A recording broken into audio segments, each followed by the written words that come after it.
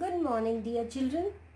In the previous class, we started with History, chapter 6, Towns, Traders and Craftspersons, and we completed first part of the chapter.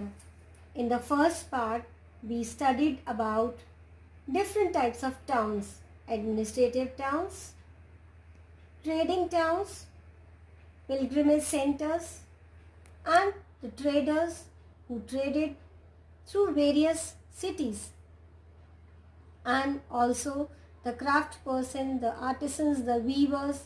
We also studied their work. Now today we are going to start with the second and the concluding part of this chapter, and we will be discussing the three main important trading centers like Hampi, Masulipattnam and Surat.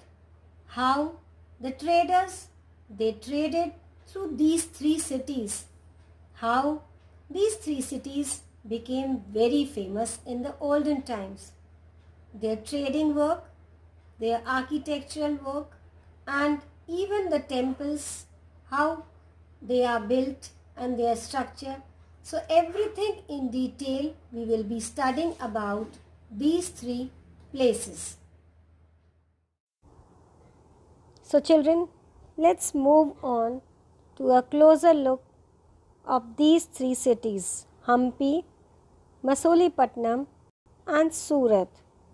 First of all, we will study about Hampi. Hampi, so first let's see where is it located. Hampi is located in the Krishna Tungabhadra basin, which formed the nucleus or the center of the Vijayanagar Empire, and this empire was founded in the year 1336, and it tells us about a well fortified city, that is various forts were there in this city. No mortar or cementing agent was used in the construction of these walls, and the technique followed was to wedge them together by interlocking. So here the walls, they were connected to each other as a system of interlocking. As you see this, children, a view of the watchtower through a broken wall of the enclosure of Hampi. So this is how the walls were constructed in the city of Hampi. The architecture of Hampi was distinctive, which means it was a unique architecture. The buildings in the royal complex, they had splendid arches, that is the buildings which were constructed in it.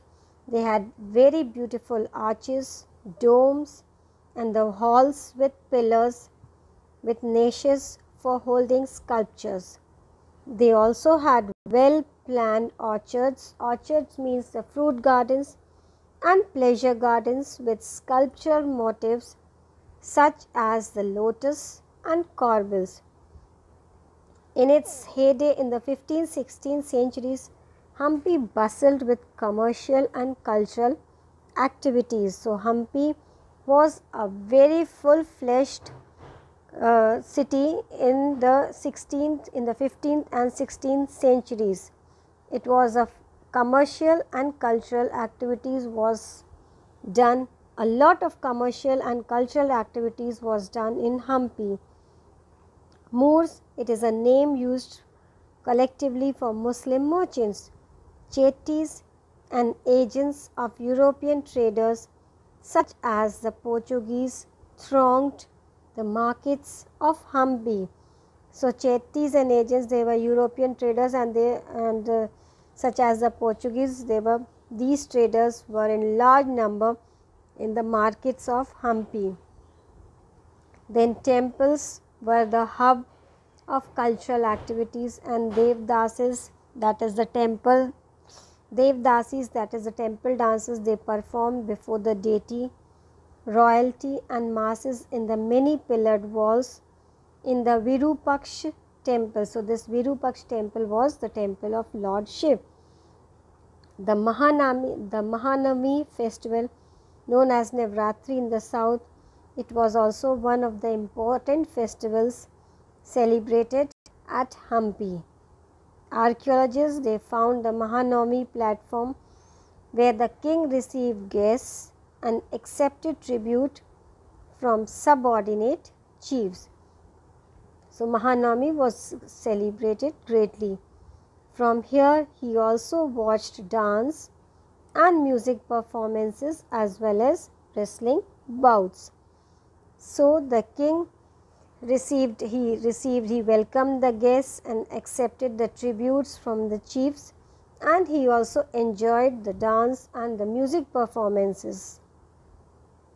Then Hampi fell into ruin, that is Hampi came into the downfall following the defeat of Vijayanagar in 1565 by the Deccani Sultans, the rulers of Golconda, Bijapur,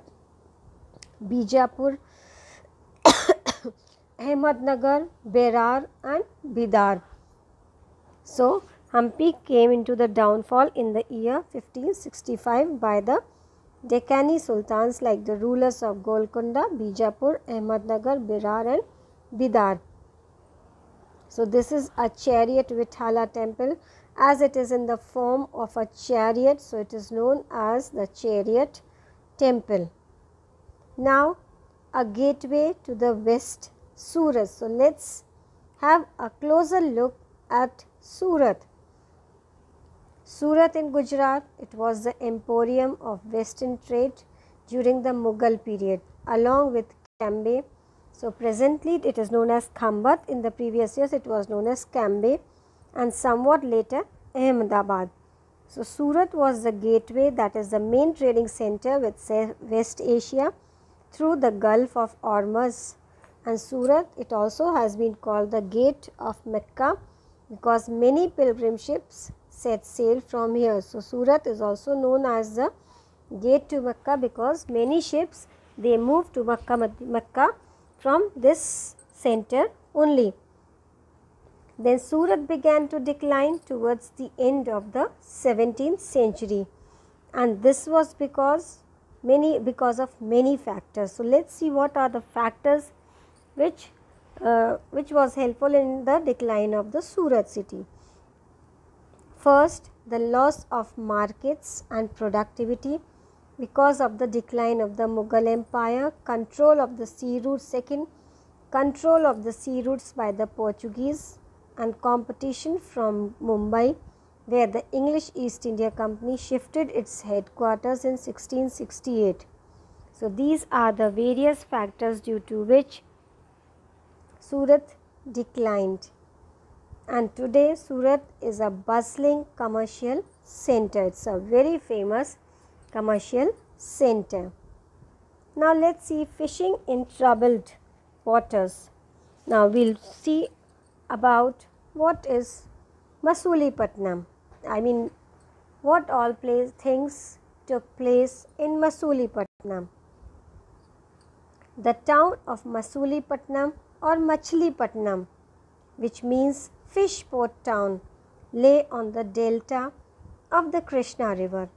In the 17th century, it was a center of intense activity. So, this town, a lot of activities were done in the 17th century. Then the Dutch and the British and the English East India Companies, they attempted to control Masulipattnam because it became the most important port on the Andhra coast, and the fort at Masulipattnam, it was built by the Dutch. Now, let us see new towns and traders. Besides these three, Hampi, Masulipattnam and Surat, let us see new towns and traders. As I have told you, in the 16th and 17th centuries, European countries, they were searching for spices and textiles, and which had become quite popular and necessity both in Europe and West Asia. So, the English, Dutch and French, they formed East India Companies in order to expand their commercial activities in the East. In the beginning, great Indian traders like Mullah Abdul Ghaffar and Varji Vora, they owned a large number of ships, competed with them. Then, however, the European companies used their naval power to gain control of the sea trade and forced Indian traders to work as their agents. Ultimately, what happened? The English emerged as the most successful commercial and political power in the subcontinent. So everyone knows that the Dutch, French, Portuguese, so many colonial power came to India. But finally, who became the supreme power? It is the English, the Britishers, who were the successful commercial and even the political power in the subcontinent. Then this is the Bombay street in the early 19th. As you can see, the people here doing the different jobs. So it is a street in the 19th century.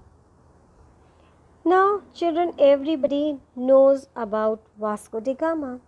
Who was Vasco da Gama? Vasco da Gama was a Portuguese sailor.